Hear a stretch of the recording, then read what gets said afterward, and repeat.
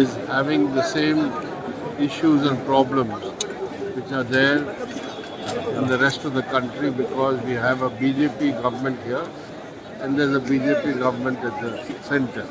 So a double engine government which has created double amount of problems. So whether it is the people's conditions, unemployment, price rise, rural distress, failure to implement Manrega, providing rations for all. All this is a failure on part of the BJP government, and our state conference will discuss all these matters, and I'm confident that they will come out with a plan of action program which will rally all the democratic sections and other sections of working people. When you say that the economy is in a bad condition, you say the money is going in few hands only, and they claim about Viksit Bharat and other things in such as... The recent figures show that the economy is going through a severe slowdown. So while there is a severe slowdown, people are suffering, but the only people who have profited or benefited are a handful of big capital. Thank you, sir. Thank you. কিন্তু সরকারে যাওয়ার সুযোগটাকে কাজে লাগাবার জন্য চুক্তিটা স্বাক্ষর করেন, কিন্তু এটা তাদের কাছে ছেঁড়া পাতার মতো, কলা পাতার মতো, সরকারের বেশে তারা যে করে না। আমরা তো সিএনপি সিপিআইএমের সরকারই দেখলাম। কেন আমরা জনতা পার্টির সাথে যাব? ভিন্ন মত ছিল পার্টি নেতৃত্বের মধ্যে। আমার নিজের অভিজ্ঞতা থেকে আমি বলছি, তখন রাজ্য কমিটির সবাই উপস্থিত থাকবার সুযোগ আমার ছিল, কিন্তু শেষ পর্যন্ত সামগ্রিক আলোচনা করে ত্রিপুরার মানুষ তারা দেখতে চাইছিলেন, ঠিক আছে সিএনপি সিপিআইএম হলো না, সিপিআইএমের সিদ্ধান্ত সঠিক। এই অভিজ্ঞতা নিয়ে জনতা পার্টি যখন সিপিএমকে সাথে নিয়ে সরকার করতে চায়, একটা সুযোগ দেওয়া হোক না। এই পরিস্থিতিতে জনতা পার্টির সাথে মিলেও সরকার তৈরি হয়। একই অভিজ্ঞতা, মুখ্যমন্ত্রীর বাড়িতে শত শত ফাইল তার খাটের তলায় গিয়ে জমা হচ্ছে। ফাইল দেখবার সবাই কোথায়, তাদের কিভাবে লাভ লুট ইত্যাদি তারা করতে পারেন এই স্বল্প সময়ের মধ্যে, এই নিয়েই তারা ব্যস্ততায় কাটিয়েছেন। এই পরিস্থিতিতে আবার 3 থেকে 4 মাসের ব্যবধানে মার্ক্সবাদী কমিউনিস্ট পার্টি আলোচনা করে এই সরকার থেকে সমর্থন প্রত্যাহার করে সেখানে দাবি করলো এই বিধানসভা ভেঙে দাও, রাষ্ট্রপতি শাসন জারি করো। যদিও নীতিগতভাবে মার্ক্সবাদী কমিউনিস্ট পার্টি রাষ্ট্রপতি শাসনের বিরুদ্ধে, কিন্তু ত্রিপুরার যে পরিস্থিতি, এই বিধানসভা বাঁচিয়ে রাখা মানে এই ধরনের সুযোগ সন্ধানী যারা তাদেরকে লুটের সুযোগ করে দেওয়া হবে। তাই দাবি করা হলো বিধানসভা ভাঙো, ভাঙলে স্বাভাবিক কারণে রাষ্ট্রপতি শাসন হবে। সেই জায়গায় দাবি হলো নূতন করে বিধানসভা নির্বাচন করা। সেই নির্বাচন হল 77-এর ডিসেম্বরে, 77-এর লোকসভা নির্বাচনে মার্ক্সবাদী কমিউনিস্ট পার্টির 2 জন প্রার্থী রিপেন চক্রবর্তী দর্শন দেন, দুজনেই পরাস্ত হয়েছে। রিপেন চক্রবর্তীর জামানতের টাকা বাজেয়াপ্ত হওয়ার মুখে সচিন্দ্রলাল সিংহ জিতেছেন। এই পরিস্থিতিতে 9-10 মাসের ব্যবধানে বিধানসভা নির্বাচন, ভোটের ফল যখন প্রকাশিত হলো, দেখা গেল, আমার এখনো মনে আছে উমাকান্ত স্কুলের ভোট গণনার কেন্দ্রে আমি যুক্ত ছিলাম। তখন মহকুমায় মহকুমায় ভোট গণনা হচ্ছে। প্রথম খবর পাওয়া গেল মনসুর আলী সাহেব, কংগ্রেসের ব্যবসায়ী নেতা, সোনামুড়ার বক্সনগরে পরাস্ত হয়েছেন। কার কাছে? আমাদের মাস্টারদার কাছে। তিনি একজন সাধারণ শিক্ষক এবং একজন কৃষক, মাঝারি পর্যায়ের একজন কৃষক। বিশ্বাস করছে না কংগ্রেসের নেতারা। পরে যখন খবর নিলাম, দেখা গেল এটা সঠিক। এই করতে করতে দেখা গেল 7 আসনের মধ্যে 56 আসন বামফ্রন্ট। তখন বামফ্রন্টে সিপিআই ছিল না, সিপিআইএম আরএসপি ফরওয়ার্ড, তারা 56 আসনে জিতলে। কংগ্রেস একটা আসনও পায়নি। টিউজেস তারা 4টা আসন জিতেছে। 10 বছর সরকার সন্ত্রাসবাদীদের ব্যবহার করে, রক্ত ঝরিয়ে এই সরকার থেকে তারা উচ্ছেদ করেছে। কংগ্রেস টিউজেস তারা 5 বছর সরকার চালালো, ফ্যাসিবাদী সরকার, গণতন্ত্র আক্রান্ত, নির্বাচন হয় না। এই পরিস্থিতিতে মানুষের লড়াই, জনস্বার্থবাহী কোনো কর্মসূচি নাই, লুটের রাজত্ব চলছে। সেই জায়গায় নির্বাচন আসলো ত্রিপুরার পরবর্তী পর্যায়ে আজকে ত্রিপুরা চলছে আরএসএস এর নিয়ন্ত্রিত, বিশ্ব হিন্দু পরিষদের নিয়ন্ত্রিত বিজেপি সরকার। আমি বিনীতভাবে দল মতের ঊর্ধ্বে থেকে ত্রিপুরা জননাগরিক তাদের কাছে আমি জিজ্ঞাসা করতে চাই, আপনাদের জীবনের অভিজ্ঞতাটা কি? সামন্ত শাসক কংগ্রেস, কংগ্রেস টিউডেস এবং বামফ্রন্ট, এবং আজকে বিজেপি সরকার।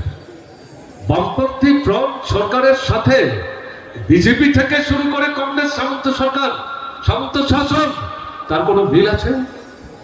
দিন রাত্র ফাড়া, আসমান জমিন ফাড়া। মানুষ এখন নিজেরা বলতে শুরু করেছে ভুল করেছে, বিভ্রান্ত হয়েছে, মোহগ্রস্ত হয়েছে, বিপদগামী হয়েছে, নিজের পায়ে নিজেরা তুল মেরেছে। এর থেকে বেরোতে হবে। দেশের নির্বাচন এই আহ্বানই আমরা জানিয়েছি। এরা 39টা ভোট পেয়েছে, 18 নির্বাচনে 51টা ভোট পেয়েছে, তার মধ্যে 40-এর উপর ভোট ছিল কংগ্রেসের। কংগ্রেস যখন মার্ক্সবাদী কমিউনিস্ট পার্টির নেতৃত্বে বামফ্রন্টকে রাজনীতিগতভাবে, কর্মসূচিগতভাবে মোকাবেলা করতে ব্যর্থ, তারাই সেখানে বিজেপিকে সাহায্য করেছে মার্ক্সবাদী কমিউনিস্ট পার্টির নেতৃত্বে সরকারকে, যাতে ক্ষমতা থেকে উচ্ছেদ করা যায়। সেই বিজেপি দেশের নির্বাচনে 39টা ভোট পেয়েছে 5 বছরের ব্যবধানে। কিন্তু এই 39 ভোট 18তে তারা যে 51টা ভোট পেয়েছিল, সেখানে কেউ আঙুল তো বলতে পারেননি যে আমি ভোট দিতে পারিনি, আমার ভোটের অধিকার হরণ করেছে, জোর করে আমার ভোট অন্যরা দিয়েছে, এরকম কোনো অভিযোগ ছিল না।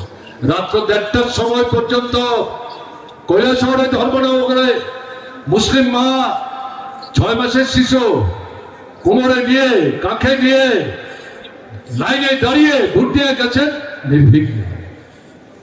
কিন্তু দেশের নির্বাচন এই যে 39 ভোট, তাতে আমরা যা দেখেছি 20 থেকে 22টার বেশি ভোট বিজেপি পায়নি। বাকি যে ভোট আপনার ভোট, তারা লুট করেছে, আপনাকে আপনার ভোট দিতে দেয়নি। আগরতলা সহ ত্রিপুরার মহকুমায় মহকুমায় ঘটনা ঘটেছে। তারা জানে তারা কিভাবে সরকারে এসছে।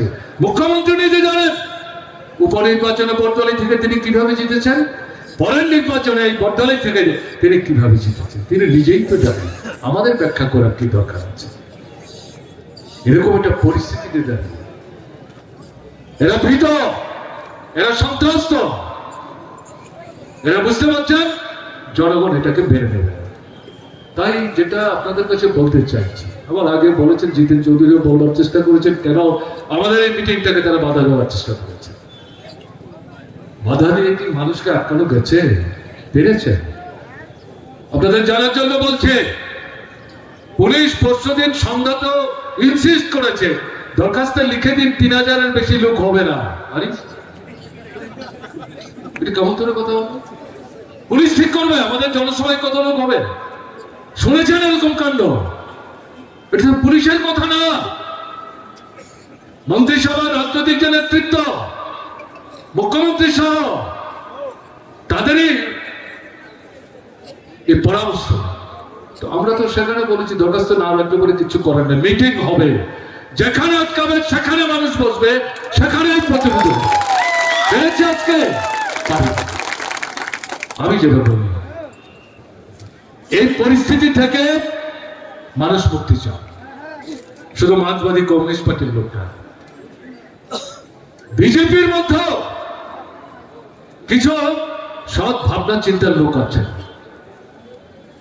তাদের গুরুত্ব মূল্য এখন বিজেপিতে নাই।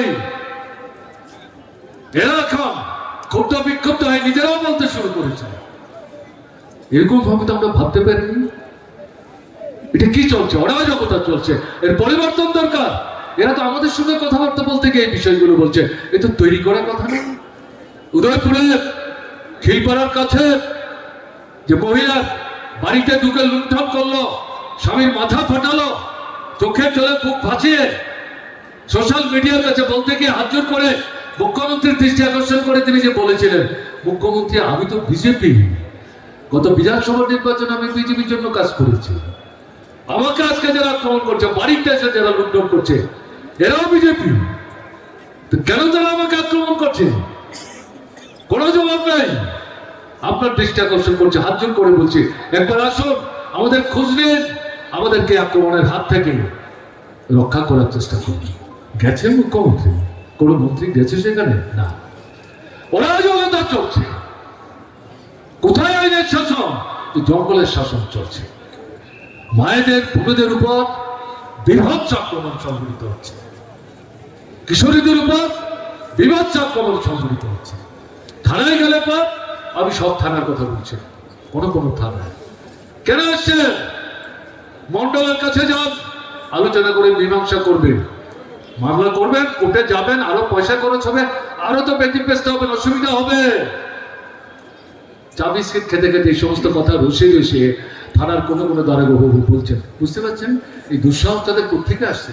বামফ্রন্ট সরকারের সময় এই সমস্ত কথা বলবার সাহস পেয়েছে।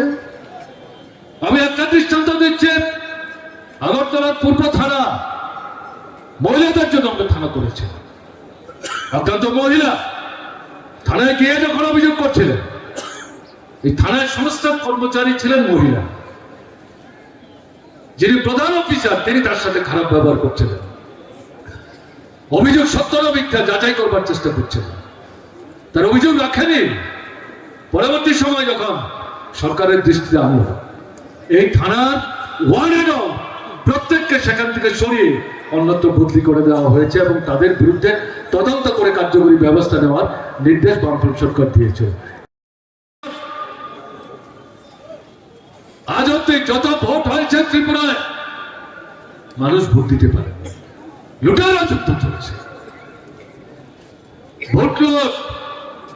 এখন সরকার এডিসি যেটা ত্রিপুরা প্রধান নিয়ন্ত্রণে এবং বিজেপি আরএসএস এর লোকরা তারা সবাই মিলে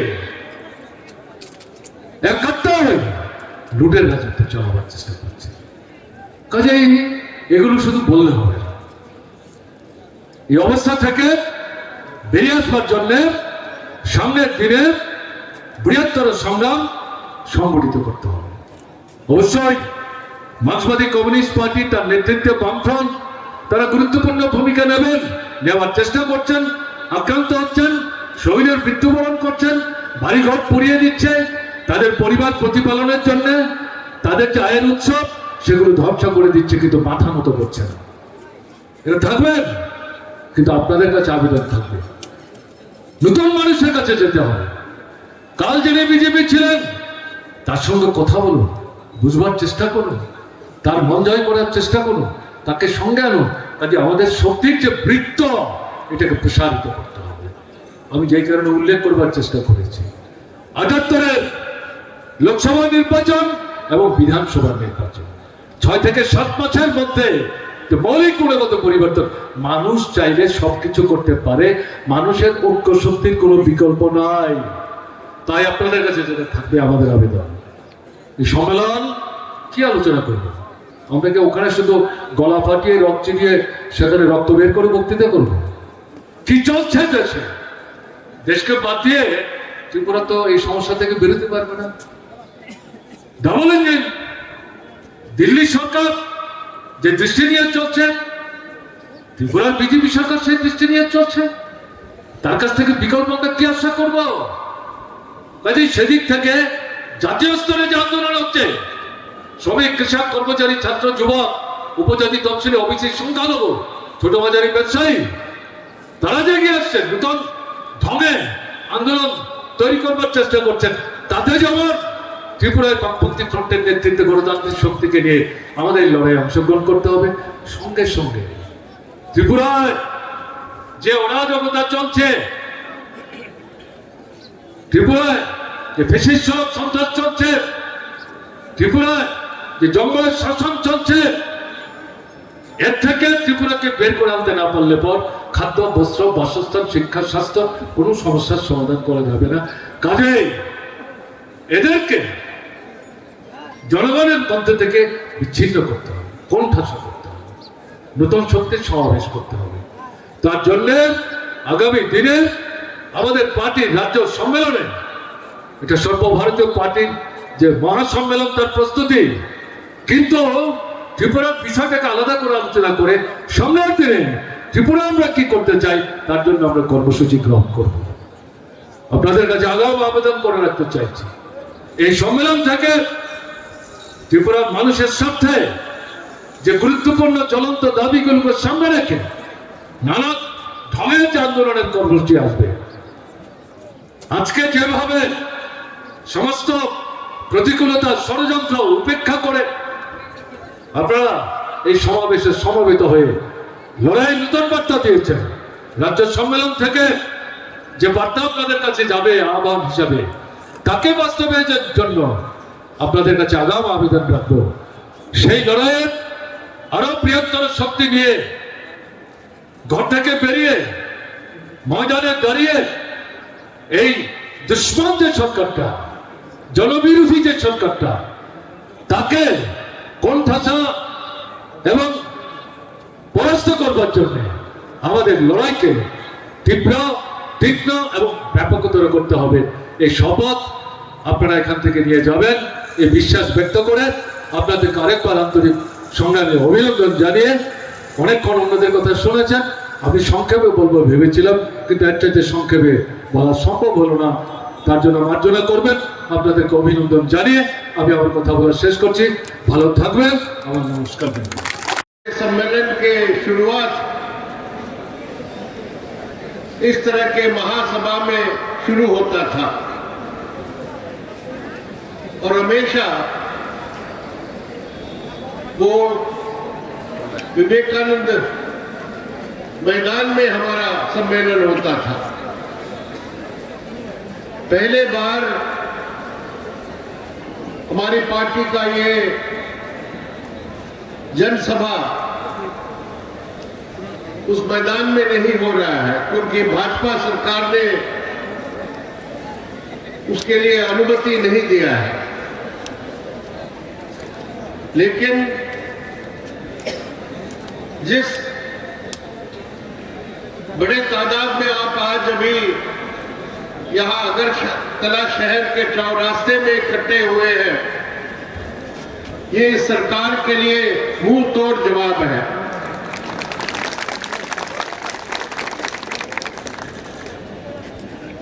मार्क्सवादी कम्युनिस्ट पार्टी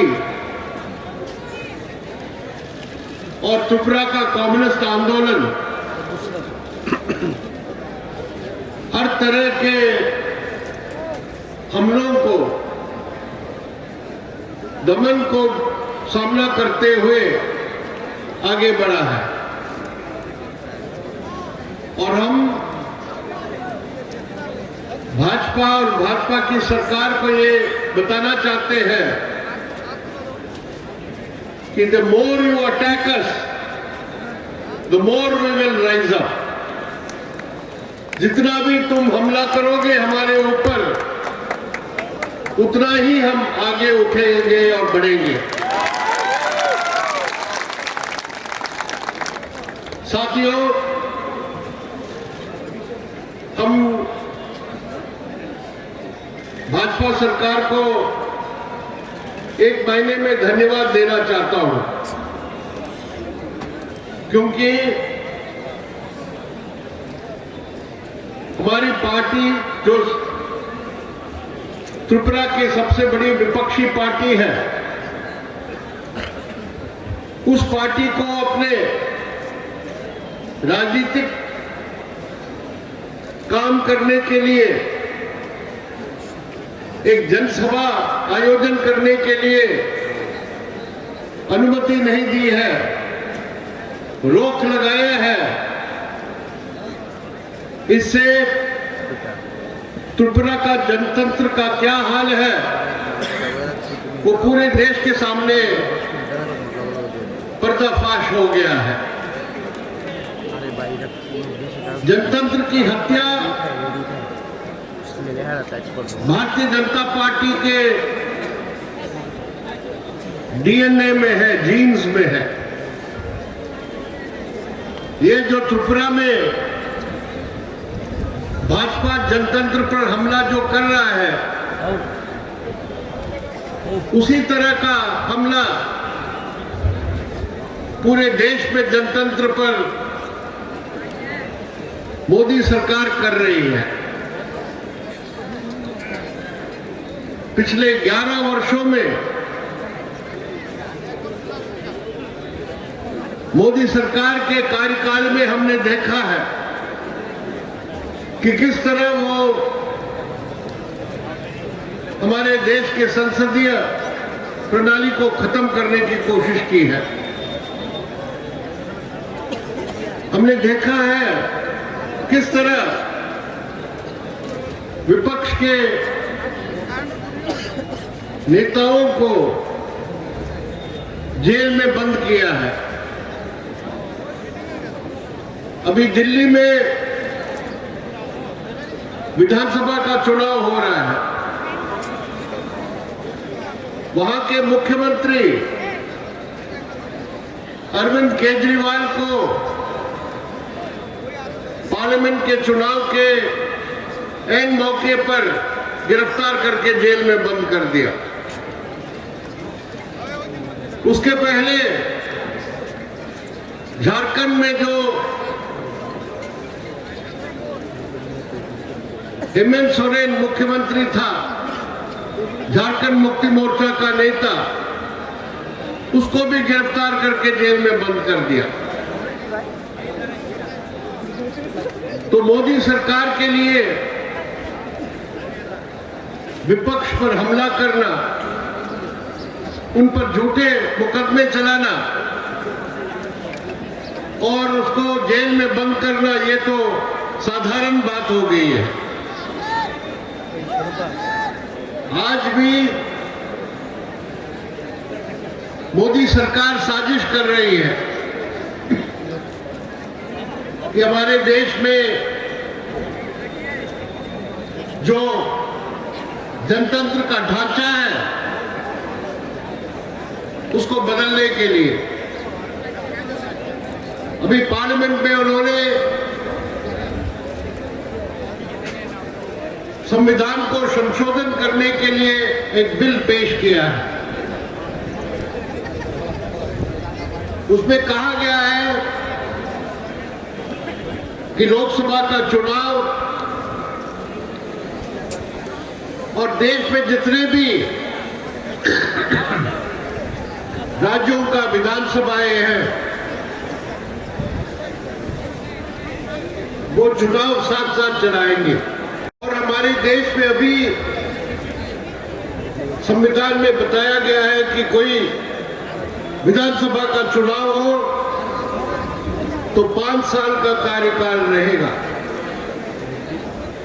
लेकिन इस संशोधन के माध्यम से वो तय कर सकते हैं कि किसी विधानसभा का 3 साल का ही कार्यकाल रहेगा या 2 साल का कार्यकाल रहेगा। तो इस तरह जो जनता की जनवादी अधिकार है, राज्यों में विधानसभा का जो अधिकार है, इसको वो खत्म करना चाहते हैं। इसलिए भारतीय जनता पार्टी का जो केंद्र में अभी तक 11 साल का शासन रहा है और त्रिपुरा में 7 साल का भी उनका शासन रहा है, उससे हम यही सबक सीखना है कि जब तक भाजपा सरकार में है, सत्ता में है, हमारे देश में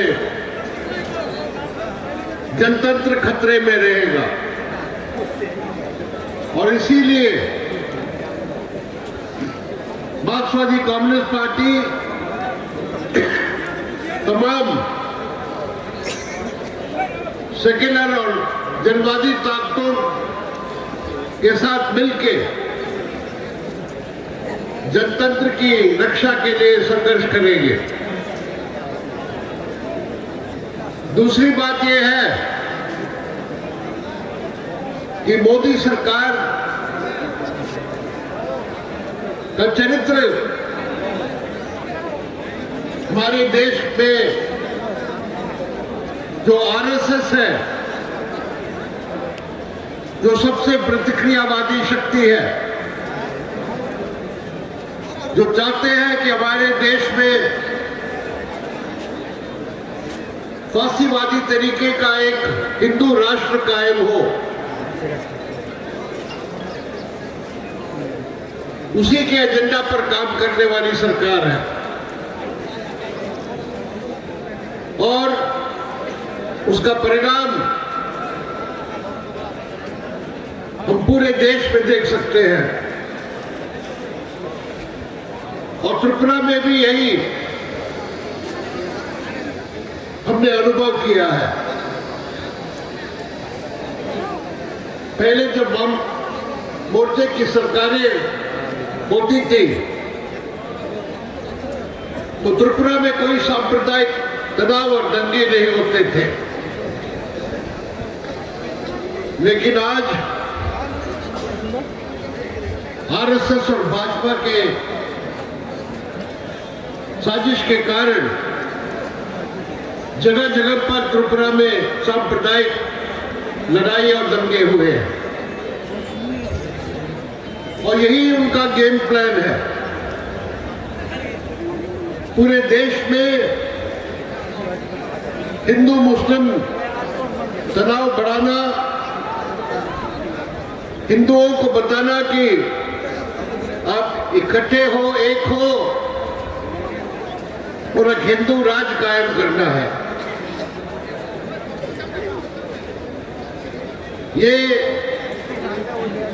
हमारे देश के लिए सबसे खतरनाक है। और हमारी पार्टी, वामपंथी पार्टियां सबसे दृढ़तापूर्वक इन सांप्रदायिक ताकतों के खिलाफ लड़ेंगे। और त्रिपुरा में भी, त्रिपुरा का जो गौरव में कम्युनिस्ट आंदोलन का इतिहास है, जब तक हमारे पार्टी के एक भी कार्यकर्ता रहे, हम इन सांप्रदायिक ताकतों के खिलाफ डट के लड़ेंगे। साथियों, भाजपा और मोदी सरकार का एक स्तंभ है आरएसएस और ये हिंदू कट्टरपंथियां, और दूसरा स्तंभ है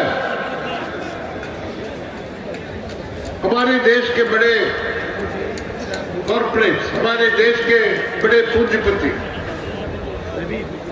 और जिस तरह मोदी सरकार ने पिछले एक दशक में आर्थिक नीतियां चलाई है, वो सिर्फ कुछ चंद बड़े पूंजीपतियों के हित के लिए रहा है। हमारे देश के अंबानी, अदानी, टाटा, बिरला वगैरह। और इस एक दशक में हमारे देश में सबसे ज्यादा असमानता बढ़ी है। 1% लोगों के हाथ में हमारे देश के 40% संपत्ति इकट्ठा हुआ है। और हमारे देश में बेरोजगारी, महंगाई और अमीर और गरीब के बीच में असमानता सबसे ज्यादा हो चुका है। त्रिपुरा में आपको अनुभव है भाजपा जब शासन में आए थे 2018 में, और जगह जगह पर त्रिपुरा में लोगों को राशन नहीं मिलता है।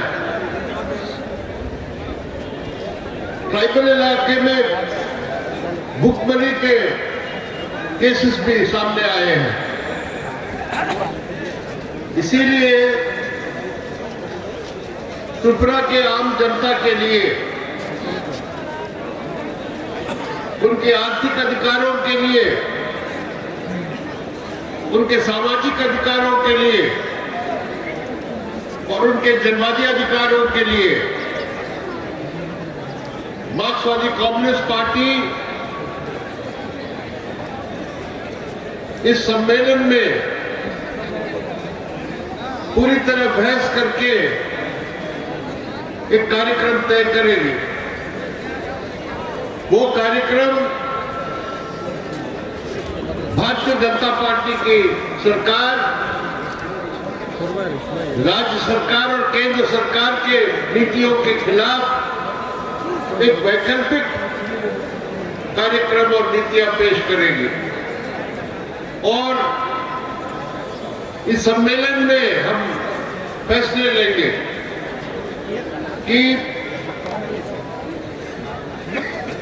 त्रिपुरा के मजदूर, किसान, खेतिहर मजदूर, कर्मचारी, नौजवान, महिला, दलित, ट्राइबल, सब सेक्शंस के लिए पार्टी लड़ेंगे, संघर्ष करेंगे और उनको साथ खड़े होकर रहेंगे। और जितना भी हमारे ऊपर दमन हो,